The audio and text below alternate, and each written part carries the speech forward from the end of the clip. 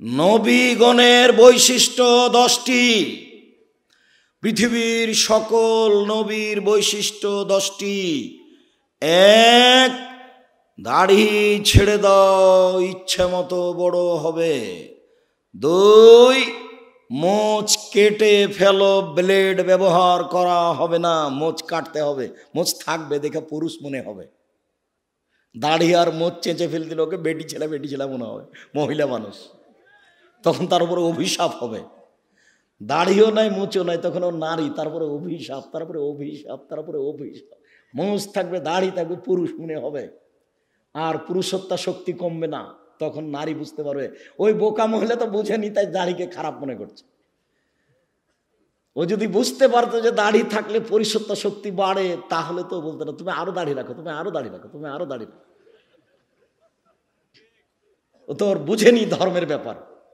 2, বগলের লোম উঠিয়ে ফেলো, নারী পুরুষ একই হুকুম, ব্লেড চলবে না, নবীগণের বৈশিষ্ট্য। 3, 4, নখ কেটে ফেলো, নবীগণের বৈশিষ্ট্য। যত পুরুষ নারী আছেন, বিছানে ঘুমাবেন না, আগে নখ কাটবেন, তারপরে। এই ছেলে, দোকানে চা করছো, তোমার নখ বড় কেন? তুমি আর শরম পাও না? তুমি মুসলমানের বাচ্চা, নখ বড় কেন? তুমি আজকে নখ কেটে ঘুমাবা। উপস্থিত বৈঠকের মুসলিম বোন আপনাকে বলছে, এই মেয়ে, নখ বড় কেন তোমার? তোমার বাপ দেখে না? তোমার মা দেখে না? দুনিয়াতে এমনি আছো নাকি? বাপ নাই তোমার, মা নেই তোমার, খারাপ লাগে? তোমাকে খারাপ লাগে শুনতে? খারাপ লাগে কেন? তোমার বাপ আছে তো তোমার নখ বড় কেন? তোমার মা আছে তো তোমার নখ বড় কেন? কিসের তোমার বাপ মা? তোমার বাপ উপার্জন করবে গার্মেন্টসে, সেই জন্য তোমার বাপ।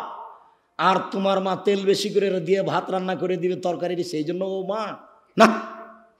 রান্না করতে কাজের মেয়েও পারে, কাজের মেয়ে বলতে পারে না এই নখ কাটো। তোমার মা বলতে পারে এই নখ কাটো। এই মেয়ে, তোমাকে বলছি, তুমি যদি নখ রেখে ঘুমাও, তুমি আমার বক্তব্যের সাথে মুনাফিকি করেছ। এই মেয়ে, তুমি যদি আজ রাতে নখ রেখে ঘুমাও, তুমি আমার বক্তব্যের সাথে মুনাফিকি করেছ। তোমার এখানে বক্তব্য শুনতে আসা ঠিক হয়নি, তুমি আমার বক্তব্যের সাথে মুনাফিকি করো না। নিচের লোম পরিষ্কার করতে হবে, ঊর্ধ্বে টান 40 দিন, পুরুষ নারী একই হুকুম। ব্লেড ব্যবহার করা যাবে না, এ কথা মিথ্যা। যা দিয়ে সম্ভব, যেভাবে সহজ, সেভাবেই পরিষ্কার করবে, নারী পুরুষ একই হুকুম। যেটা বলতে যাচ্ছিলাম, একাধিক সহিহ হাদিস, দাড়ি ছেড়ে দিতে হবে। তিরমিজিতে একটা হাদিস আছে, জাল হাদিস, আল্লাহর নবী তার দাড়ির 2 পাশ থেকে এবং সামনে থেকে কেটে ছোট করতেন। ওটাও হাদিস, এটাও হাদিস। বুঝাতে পারলাম না? আমি কি বুঝাচ্ছি তা বলতে পারেন, বুঝতে পারেন মনে হয়। তার মানে দাড়ি রেখে দিতে হবে, ওটা বুখারী মুসলিমের সহিহ হাদিস। আর দাড়ি কেটে ফেলতে হবে, নবীও কাটতেন, এটা কোন হাদিস? জাল হাদিস। এটা মানুষে বসে বসে বানালছে, বুঝতে পারলেন না?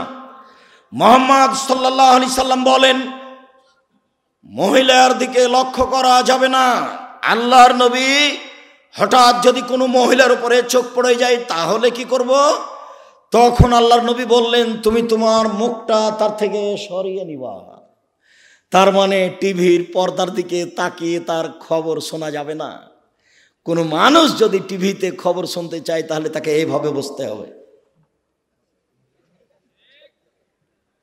রং মাখানো পতিতালয়ের মেয়ে টিভির পর্দাতে এসে বক্তব্য দিচ্ছে, আপনি তার দিকে চোখ রেখে আছেন, তখন আপনি পরহেজগার? ছি ছি ছি ছি, একটু লজ্জা লাগে না? একটু শরম হয় না?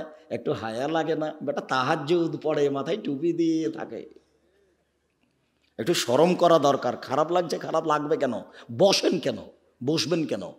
আপনি বলেন যে আমি খুব ভালো মানুষ, বলেন দেখি, বলেন আপনি ভালো মানুষ, আপনি বলেন দেখি। রাসূল সাল্লাল্লাহু আলাইহি সাল্লাম বলছেন, 3 শ্রেণীর মানুষ জান্নাতে, জাহান্নামে যাবে না, ও জান্নাতে যাবেই যাবে। তার 1 শ্রেণীর মানুষ হচ্ছে বেগানা নারী, অপর নারীকে দেখে চক্ষু নিচু করে, যে সে জান্নাতে যাবে। আমি বলিনি, মুহাম্মদ সাল্লাল্লাহু আলাইহি সাল্লাম বলেছেন, 1 শ্রেণীর মানুষকে আমি জান্নাতে নিয়ে যাব। কিভাবে নিয়ে যাবো সেটা আমার ব্যাপার। সেই পুরুষ যারা অপর নারীকে দেখে চক্ষু নিচু করে। তাহলে একাধিক সহি হাদিস নারীর দিকে দেখা যাবে না। আর একটা হাদিস আছে, আল্লাহর নবী বলছেন কেউ যদি সুন্দরী মেয়ের দিকে তাকায় তাহলে চোখের পাওয়ার বেড়ে যাবে। হাদিস জাল। এদেশে একটা বই পাওয়া যায়, বক্তা শ্রোতার পরিচয়, দেখুন কিনে দেখুন, ওটাও হাদিস এটাও হাদিস। মুহাম্মদ সাল্লাল্লাহু আলাইহি সাল্লাম বলেন, সলাতের সালাম হচ্ছে, সলাত শেষ হচ্ছে আসসালামু আলাইকুম রহমতুল্লাহ, আসসালামু আলাইকুম রহমতুল্লাহ। আবু দাউদে একটি হাদিস আছে, সালামের বৈঠকে বসে বায়ু ছেড়ে দিলেই সালাম হয়ে যাবে। আসসালামু আলাইকুম রহমতুল্লাহ, আসসালামু আলাইকুম বলা লাগবে না। মানুষের বানানো প্রায় 3 লক্ষ হাদিস আছে। আমি আব্দুর রাজ্জাক বিন ইউসুফ 10,000 হাদিস রেখেছি আপনাকে দেখানোর জন্য। টাকার গায়ে লেখা আছে, চাহিবা মাত্র ইহার বাহককে দিতে বাধ্য থাকিবে। আমি আব্দুর রাজ্জাক বিন ইউসুফ 10,000 জাল জয়ীফ হাদিস আপনাকে দেখানোর জন্য প্রস্তুত রয়েছি। হাদিস যে জাল হয় তার আপনাকে 2-1টা দেখালাম। ফাজাইলে আমল বইয়ে লেখা আছে যে আদম আলাইহিস সালাম ভারত থেকে 60,000 বার হজ করতে গেছেন, তাহলে তার বয়স হতে হবে 60,000 বছর। একেবারে নগদ মিথ্যে। ফাজাইল আমলে বইয়ে লেখা আছে এমনভাবে জিকির করবে দেখে যেন মানুষ বলে পাগল। আপনাদের এখানে যে বট গাছ আছে, বট গাছে এখন এখানে সম্মেলন হয় কিনা, যারা দেখেছেন তারা নারী পুরুষ জিকির করতে করতে উল্টে পড়ে যায়। যারা বাস্তব দেখেছে তারা বলছে জি না, এটা রাখা যাবে না। পীর মুরিদির কোনো নীতি রাখা যাবে না, যে কোনো মূল্যে এলাকা থেকে উঠাতে হবে, যে কোনো মূল্যে। কথা দিয়ে ওঠান, পিটিয়ে উঠান। অসম্ভব আহলে হাদিস উর্দুশিত এলাকায় এরকম জিকির আজকার মিথ্যা নারী পুরুষ একাকার হয়ে হতে পারে না। অসম্ভব, যে কোনো মূল্যে ঠেকাতে হবে, যে কোনো মূল্যে। আপনি প্রস্তুত থাকুন। আহলে হাদিস উর্দুশিত এলাকায় এরকম মিথ্যে জিকির হবে, এটা হতে পারে না। ধর্মের নামে মিথ্যে জিকির চিৎকার করে হতে পারে না। এই মাটিতে জিকির হবে লা ইলাহা ইল্লাল্লাহ চুপে। আপনাকে কথা প্রসঙ্গে একটু দেখালাম। আল্লাহ ভরসা, আল্লাহ ভরসা একটু। আবু বকর সিদ্দিক রাদিয়াল্লাহু তাআলা আনহু বলেন, আমি গারে শহরে আল্লাহর নবীর সাথে আছি। তারও একটু আগে বলি, 1 মিনিট এক খেয়ালে চেয়ে থাকবেন। মন খারাপ, আবু বকর সিদ্দিক হিজরত করে চলে যাবেন, পালিয়ে যাবেন। আল্লাহ রাসূল বলছেন, আবু বকর তুমি একটু থামো, আমাকেও যাওয়া লাগতে পারে। তখন আবু বকর সিদ্দিক বুঝলেন তাহলে দুইজনের একসাথে হিজরত হবে। এবার আবু বকর সিদ্দিক 2টা উটের প্রস্তুতি নিলেন। আর বক্তা বলছেন যে সেই দিন থেকে আবু বকর সিদ্দিক রাদিয়াল্লাহু তাআলা দরজায় দাঁড়িয়ে থাকলেন। কখন আল্লাহর নবী বলবেন, কখন রেডি, তাই তিনি রেডি আছেন, একবার সব মিথ্যে কথা। তখন উনি বুঝলেন যে আমাকে বের হতে হবে, 2টা উট রেডি। হঠাৎ একদিন দুপুরের সময় আয়েশা রাদিয়াল্লাহু তাআলা বলছেন, আমার বাপ মা খালি দিন ধর্ম, খালি দিন ধর্ম। মুহাম্মদ সাল্লাল্লাহু আলাইহি ওয়াসাল্লাম আমাদের বাড়িতে সকালে আসেন, বিকেলে আসেন, সকালে আসেন, বিকেলে আসেন। ঠিক একদিন দুপুরের সময় এসে বলছেন, ঢুকে বলছেন, আবু বকর সিদ্দিক জি, মেয়ে দুটাকে আপনার পরিবারের, এদেরকে সরতে বলেন। জি না, সরবে না। কি বলছেন বলেন। তার মানে আমি আবু বকর সিদ্দিক যেমন, আমার মেয়েরাও তেমন 19-20 হবে না। আমি বুঝতে পারছি আপনার কথা গোপন, কিন্তু আমাকে বলা যেমন আমার মেয়েদের সামনে বলা তেমন, কোনো সমস্যা নেই। ওটা আয়েশা, এটা আসমা। বুঝতে পারেননি মনে হয়। বাপ যেমন বেটা তেমন, বাপ যেমন বেটি তেমন। অর্ডার হয়ে গেছে, চলে যেতে হবে। ঠিক আছে, বের হয়ে গেলেন। গাড়ে শহরে পাহাড়ের মধ্যে আশ্রয় নিলেন গর্তে। দিয়ে আবু বকর সিদ্দিক বলছেন, এখানে আপনি থামেন, আমি আসছি। এখানে আপনি বসেন, আমি আসছি। ওখানে সব মিথ্যা কথা লেখা আছে। যে সব গর্তগুলিকে আবু বকর সিদ্দিক ছিদ্রগুলো বন্ধ করছিলেন, সাপ তাকে দংশন করতে পারে। তাই মিথ্যা বক্তব্য লেখা আছে, মিথ্যা বইয়ে লেখা আছে যে 100 বছর, 300 বছর, 50 বছর থেকে একটা সাপ গর্তে ঢুকেছিল। একদিন মুহাম্মদ সাল্লাল্লাহু আলাইহি ওয়াসাল্লাম এখানে আসবেন, তাকে দেখবো এই জন্য। এবার সব গর্তগুলো বন্ধ করলেন আবু বকর সিদ্দিক, মাত্র একটা গর্ত খালি, আর কাপড় নেই। তখন গর্তের মুখের উপরে পা দিলেন। এবার সাপ দেখছে গর্তের মুখ বন্ধ, তাহলে আমি কিভাবে মোহাম্মদকে দেখব? তো দংশন করলেন। বিষে কালো হয়ে গেল, চোখের পানি ঝরে মোহাম্মদ সাল্লাল্লাহু আলাইহি ওয়াসাল্লাম ঝরলো। মোহাম্মদ সাল্লাল্লাহু আলাইহি ওয়াসাল্লামের ঘুম ভেঙে গেল। তিনি বলছেন, তোমার এরকম কেন অবস্থা? বলে, আমাকে সাপে দংশন করেছে। দেখি কোথায়? এই যে এখানে। একটু থুথু দিয়ে লিখছে। এগুলো মিথ্যে কথা, এগুলো নগদ মিথ্যে। ওই গর্তের মুখের উপরে ঘুঘুর ডিম দেওয়া আছে। ঘুঘু মানে মাকড়সার জালে ঘুঘু ডিম দিয়েছে, একবারে নগদ মিথ্যে কথা, মিথ্যার নগদ প্রমাণ। আবু বকর সিদ্দিক রাদিয়াল্লাহু তাআলা আনহু বলছেন, কুলতু লিন-নবী সাল্লাল্লাহু আলাইহি সাল্লাম, আমি আল্লাহর নবীকে বলছেন, আমি আল্লাহর নবীকে বললাম, আল্লাহর নবী, লাউ নাজারা আহদুহুম তাহতা কাদামাইয়ে, ওরা যদি কেউ পায়ের দিকে দেখে, ওই যে ওরা যদি কেউ পায়ের দিকে দেখে, লাভ সরানা, তারা আমাদেরকে দেখে নিবে। তখন আল্লাহ রাসূল বলছেন, মা জান্নাকে আবু বকর, আবু বকর আপনি কি মনে করেন? আপনি কে মনে করেন আমরা দুইজন? আল্লাহ সালেহুমা, আমাদের তৃতীয় জন আল্লাহ। অসম্ভব, ওরা আমাদেরকে দেখতে পারে না। লা তাহজানিল্লাহ মানা, আপনি চিন্তা করবেন না, আল্লাহ আমাদের সাথে আছেন। আপনি কি মনে করেন আমরা দুইজন? তৃতীয় জন আল্লাহ। আল্লাহ ভরসা, দেখেন আল্লাহ ভরসা। ফেরাউন পিছে পিছে ছুটে যাচ্ছে, মূসা আলাইহিস সালাম আগে আগে পালিয়ে যাচ্ছেন। সামনে কুলজুম সাগর, ডানে ফেরাউন, বামে ফেরাউন, পিছে ফেরাউন, সামনে সাগর।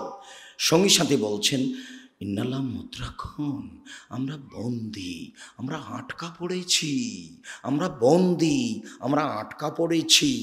তখন মূসা আলাইহিস সালাম বলছেন, কাল্লা, কখনো নয়, অসম্ভব, এটা হতে পারে না। বলেন কি? কাল্লা, কখনো নহে, অসম্ভব, এটা হতে পারে না। ইন্না মায়া রাব্বি, আমার সাথে আমার প্রতিপালক রয়েছেন, সায়াদিনী, তিনি আমাকে পথ দেখাবেন। কোনো পথই নাই, কোনো পথই নাই, বাঁচার কোনো পথই নাই। ডানে ফেরাউন, বামে ফেরাউন, পিছনে ফেরাউন, সামনে সাগর। মূসা আলাইহিস সালাম বলছেন, কখনো নহে, অসম্ভব, হতে পারে না। আল্লাহ আমার সাথে আছেন, তিনি আমাকে পথ দেখাবেন। আল্লাহ ভরসা, বুঝতে পারছেন না? এর নাম আল্লাহ ভরসা। দেখেন, গাল্লা কাতেলা আবওয়াব, সব দরজা জুলাইখা বন্ধ করে দিল। জুলাইখা সব দরজা বন্ধ করে দিয়ে বলছে, হাই তালাক, এইসব তুমি আমার সাথে জেনায় লিপ্ত হও। তখন ইসব বলছেন, মাশাআল্লাহ, আমি আল্লাহর কাছে আশ্রয় চাই। বলো কি তুমি, বলো কি তুমি, ইন্নাহু রাব্বি আহসানা মাসায়া, আরে তোমার স্বামী আমার মালিক, তিনি আমাকে ভালো থাকতে দিয়েছেন, ভালো খেতে দিয়েছেন, আমি অন্যায় করতে পারি না, তোমার সাথে আমি অন্যায় করতে পারি না। এই বলে ইউসুফ আলাইহিস সালাম দৌড় দিয়ে পালাতে চাইলেন। পিছন দিক থেকে জুলাইখা জামা টেনে ধরলো। আগে আগে বের হয়ে যাচ্ছেন ইউসুফ, পিছনে পিছনে যাচ্ছে, আগে আগে যাচ্ছেন ইউসুফ, পিছনে পিছনে যাচ্ছে জুলাইখা। যখনই বের হলেন তখনই সামনে হলো জুলাইখার স্বামী, এক জায়গায় তিনজন, ইউসুফ, জুলাইখা, জুলাইখার স্বামী।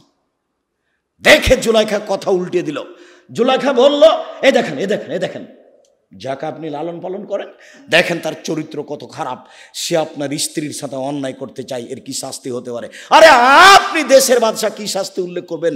আমি জুলাইখা বলছি, ওকে যথাযথ পিটন দিতে হবে, নইলে জেলখানায় বন্দি করতে হবে। 12 বছর জেল হলো।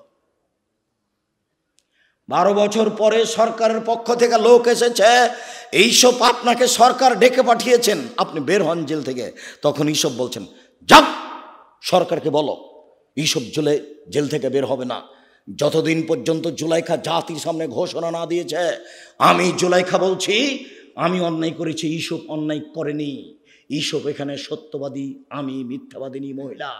এই কথা জাতির সামনে ঘোষণা না দেওয়া পর্যন্ত আমি ইসব জেল থেকে বের হব না। আমি আপনাকে যেটা বলতে চাচ্ছি, এই ছেলে, কোনোদিন কোনো মেয়ে মানুষের সাথে মোবাইলে গল্প করো না। মেয়ে মানুষ তোমাকে ধ্বংস করবে, তোমার বাপকে ধ্বংস করবে, তোমার বংশকে ধ্বংস করবে, তোমার জাতিকে ধ্বংস করবে।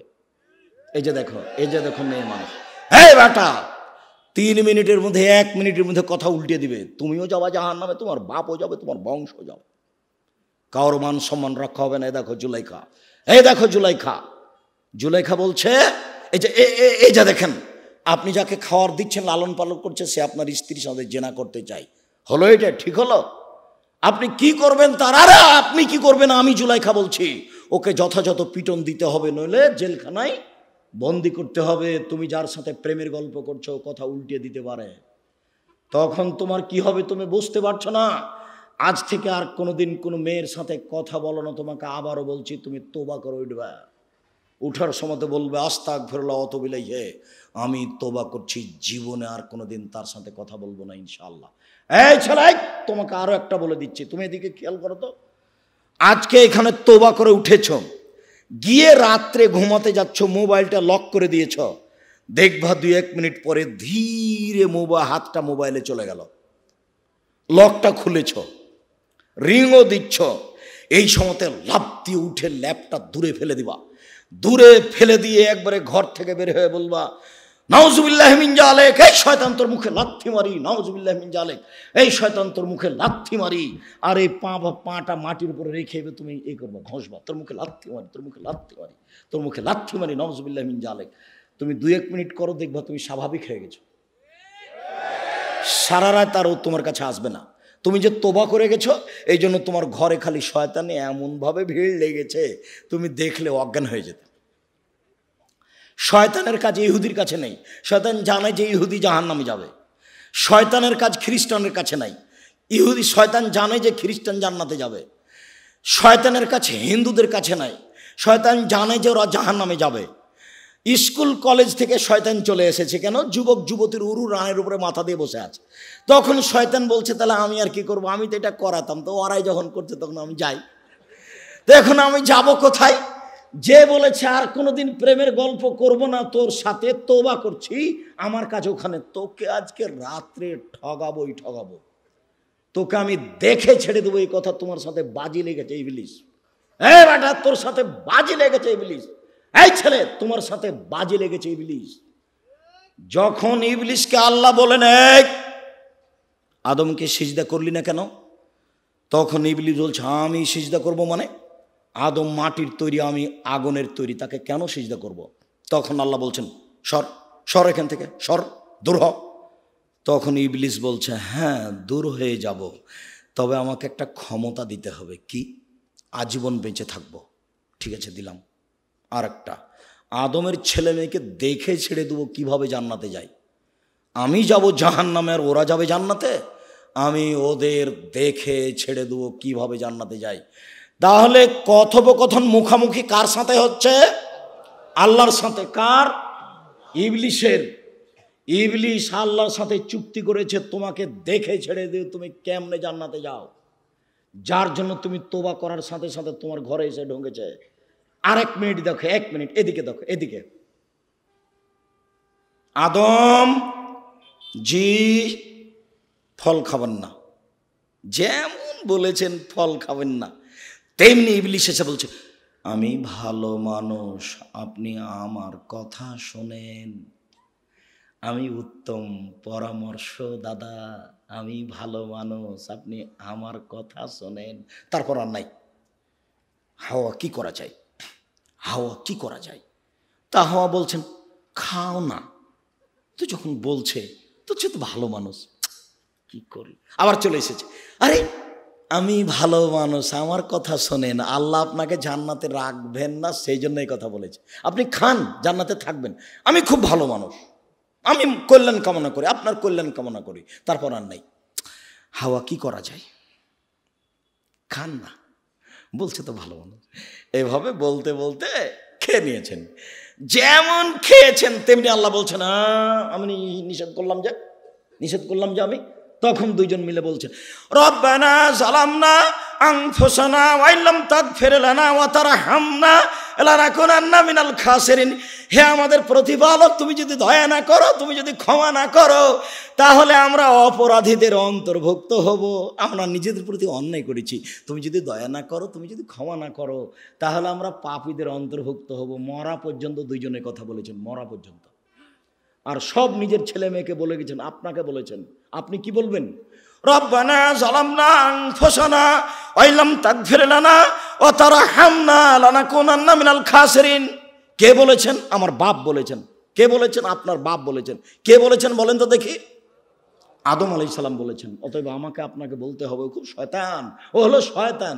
এইবার আপনাকে খালি যদি কথা বলিয়ে দিতে পারে মেয়েটার সাথে, বেটা তোবা কোথায় গেল রে তোর, এই বেটা তোর তোবা কোথায় গেল, ঠিক করেছিস তুই রে বেটা, তুই কথা বলেছিস, আমি এটা চাচ্ছিলাম, বাস থাকে বারাম যাই। যার জন্য একবারে লাথি মারবে তুমি তার মুখের উপর, তোর মুখে লাথি মারি, তোর মুখে লাথি মারি, নাউজুবিল্লাহ মিন জালিক, নাউজুবিল্লাহ মিন জালিক, আস্তাগফিরুল্লাহ ওয়া আতুবু ইলাইহি। আমি তোবা করলাম, আবার এই কথা বলছি কেন? আল্লাহ ভরসা। 2-1 মিনিট, বেশি নয়। এই ছেলে বসো। সম্মানিত দিনী ভাই বোন, এই 2-3টা হাদিস, কয়েক মিনিট। উমর ইবনে খাত্তাব রাদিয়াল্লাহু তাআলা আনহু বলেন, রাসূল সাল্লাল্লাহু আলাইহি সাল্লাম বলেছেন, লাউ আন্নাকুম তাতাওয়াক্কালুনা আলাল্লাহি হাক্কা তাওয়াক্কুলিহি, পৃথিবীর মানুষ তোমরা যদি সত্য সত্য আল্লাহর উপরে ভরসা করো, লা রাযাকতুম, তাহলে তোমাদের রুজি দেওয়া হবে। কামা ইরযাকুত তায়র, যেমন পাখিকে রুজি দেওয়া হয়। তাক তো খেমাসান তার হবে তা না। সকালে পাখি খালি পেটে আসে, বিকালে পাখি ভরা পেটে যায়। পাখি কি গতকালকে খাদ্য জমা করে গেছিল? তা আজকে সকালে খালি পেটে আসেনি, এখন বিকালে কিভাবে যাচ্ছে? ভরা পেটে যাচ্ছে। আল্লাহর নবী বলছেন, তোমরা সত্য সত্য আল্লাহর উপর ভরসা রাখো, পাখিকে যেমন খেতে দেওয়া হয় তোমাকে দেওয়া হবে। আবু হুরায়রা রাদিয়াল্লাহু তাআলা আনহু বলেন, নবী করিম সাল্লাল্লাহু আলাইহি সাল্লাম বলেছেন, আমার উম্মতের 70,000 মানুষ হিসাব ছাড়াই জান্নাতে যাবে। 3টি গুণ আছে যাদের। 1, লায়াস্তার কোনা, যারা ঝাড়ফুঁক করে না। 2, অলায়াতাতাইয়ারুনা, যারা অশুভ ফল গ্রহণ করে না। কার যে মুখ দেখে আসলাম কাজই হলো না, কোন মহিলার যে মুখ দেখলাম, এর নাম অশুভ ফল গ্রহণ করা। 3, ওয়ালা রাব্বিহিম ইয়াতাওয়াক্কালুন, যারা আল্লাহর উপরে ভরসা করে তারা বিনা হিসাবে জান্নাতে যাবে, কোনো হিসাব নিকাশ নাই। আর একটা কথা, আমাদের নবী মুহাম্মদ সাল্লাল্লাহু আলাইহি সাল্লাম বলেন, ওয়াদানি রাব্বি, আমার প্রতিপালক আমার সাথে ওয়াদা করেছেন, আমার প্রতিপালকের সাথে আমার চুক্তি হয়েছে, আমার প্রতিপালকের সাথে আমার চুক্তি হয়েছে, আমার প্রতিপালকের সাথে আমার চুক্তি হয়েছে, আমার উম্মতের 70,000 মানুষকে তিনি জান্নাতে দিবেন, হিসাব হবে না। তারপরে বলছেন, মাহকুল্লাল মিন সাবুন আলফ, 70,000-এর প্রত্যেক হাজারের সাথে আরও 70,000, 70,000-এর প্রত্যেক হাজারের সাথে। এরপরে বলছেন, আমার সাথে চুক্তি হয়েছে, সালাসা হাসায়াতি মিন হাসায়াতি রব্বি, আমার প্রতিপালক জাহান্নাম থেকে 3 অঞ্জলি মানুষ বের করে জান্নাতে দিবেন। আমার প্রতিপালক 3 অঞ্জলি মানুষ জাহান্নাম থেকে বের করে জান্নাতে দিবেন। আমার প্রতিপালক 3 অঞ্জলি মানুষ জাহান্নাম থেকে বের করে জান্নাতে দিবেন। এই হাদিসকে সামনে রেখে ডক্টর শহীদুল্লাহ রাহিমাহুল্লাহ বলেছিলেন, মাওলানা আব্দুল্লাহিল কাফি আল কুরাইশিকে, জনাব মাওলানা আব্দুল্লাহিল কাফি আল কুরাইশি শোনেন, আল্লাহর হাত কি ছোট? আল্লাহর হাত তো জাহান্নামের চেয়ে অনেক অনেক বড়। যখন আল্লাহ অঞ্জলিতে করে জাহান্নাম থেকে মানুষ বের করবেন, তখন তো সবই মানুষ চলে আসতে পারে, ফেরাউনও তো আসতে পারে। মাওলানা আব্দুল্লাহিল কাফি আল কুরাইশি রাহিমাহুল্লাহ বলেছিলেন, জনাব আপনি ঠিক বলেছেন, আল্লাহর হাত জাহান্নামের চেয়ে অনেক বড়, এই কথাই ঠিক। মাওলানা সাহেব, ডক্টর সাহেব, আপনি ঠিক বলেছেন, আল্লাহর হাত জাহান্নামের চেয়ে বড়, এই কথাই ঠিক। তবে আপনি মনে রাখবেন জনাব, অন্তরে ঈমান থাকবে না যার, অঞ্জলিতে আসার সুযোগ হবে না তার। অন্তরে ঈমান থাকবে না যার, অঞ্জলিতে আসার সুযোগ হবে না তার। মূর্তি পূজা করে যারা, কবর পূজা করে যারা, তাদের অন্তরে ঈমান নেই। রবি ঠাকুর যতবার বলছে ওমা তোমার আকাশ তোমার বাতাস, ততবার ঠাকুর কালিমাকে বলছে, ও কালিমা তোমার আকাশ তোমার বাতাস। এই ছেলে, এই বিবেচনা করে বেঁচে থাকার চেষ্টা করো। আমি আব্দুর রাজ্জাক বিন ইউসুফ, তোমাদের দিনী ভাই। আমি মানুষ হিসেবে ভুলের ঊর্ধ্বে নই, তবে প্রাণপণে চেষ্টা করি সঠিক বলার। দেশবাসীর কাছে, এলাকাবাসীর কাছে, কালনিবাসীর কাছে আন্তরিকভাবে দুয়ার দরখাস্ত রেখে জামিয়া সালাফিয়া হাঁটাবো, বীর হাঁটাবো, জামিয়া সালাফিয়া ডাঙ্গিপাড়া পবা রাজশাহীর জন্য আন্তরিকভাবে দোয়া করার জন্য অনুরোধ রেখে, সামনে বৃহস্পতিবার আর শুক্রবার মার্চের 5-6 সকলে উপস্থিত হবেন, এই জোরালো দাবি ও দাওয়া রেখে, আল্লাহর উপরে ভরসা করে, কান্নাকাটি করে আল্লাহর কাছে ক্ষমা নেওয়ার জন্য অনুরোধ জানিয়ে, যারা ব্যবস্থাপনা করেছেন তাদের জন্য আন্তরিকভাবে দোয়া কামনা করে। ও মাসুম আছে, ও এখানে বই আছে, আব্দুল্লাহর বই এগুলো, মিন্নাতুল বারি। এদেশে বোখারির ব্যাখ্যা ব্যতিক্রম। একটু আব্দুল্লাহ আব্দুর রহমান আব্দুর রহিমের জন্য দোয়া করবেন, আর ওই মিন্নাতুল বারিকেও রেখে যাবেন না। আর ওই মাসিক আলিতে পত্রিকা আছে, যাতে 50টা প্রশ্নের উত্তর আছে। আর উপদেশ বইটা দেখছি, ওই বইয়ে আছে আল্লাহ ভরসা। আমার জীবনের সব কথা লেখা আছে উপদেশ বইয়ে, আল্লাহ ভরসা। সকল দিনই ভাই বোনকে বইগুলি সংগ্রহ করার জন্য অনুরোধ জানাচ্ছি। স্টেজ থেকে বিশেষভাবে আব্দুল্লাহর এই ব্যতিক্রম বই মিন্নাতুল বারি, কে বড় লাভবান কে বড় ক্ষতিগ্রস্ত, আদর্শ নারী আদর্শ পরিবার, বিশেষভাবে উপদেশ, বিশেষভাবে মিন্নাতুল বারি, ব্যতিক্রম বোখারির ব্যাখ্যা।